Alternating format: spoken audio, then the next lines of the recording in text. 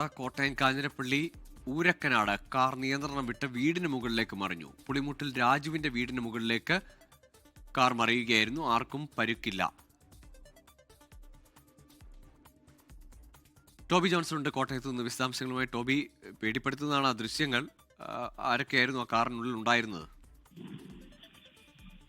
തീർച്ചയായിട്ടും ഭയാനകമായിട്ടുള്ള ദൃശ്യങ്ങൾ തന്നെയാണ് നമുക്കിപ്പോൾ കാണാൻ സാധിക്കുന്നത്. ഒരു വീടിന്റെ മുകളിലേക്കാണ്, അത് പുളിമൂട്ടിൽ രാജു എന്ന് പറയുന്ന ഊരക്കനാട് സ്വദേശിയുടെ വീടാണ്.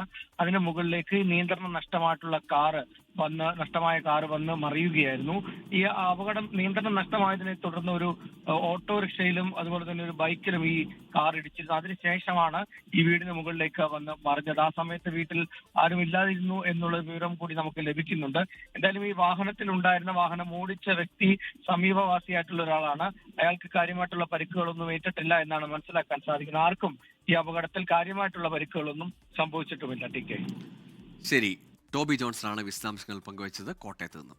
ലോകത്തെവിടെയായാലും ഏത് സമയത്തും 24 വാർത്തകളും ഓഗ്മെന്റഡ് റിയാലിറ്റി പാക്കേജുകളും എക്സ്പ്ലെയിനറുകളും വിശദമായി കാണാൻ ഞങ്ങളുടെ യൂട്യൂബ് ചാനൽ നിങ്ങൾക്ക് സബ്സ്ക്രൈബ് ചെയ്യാം.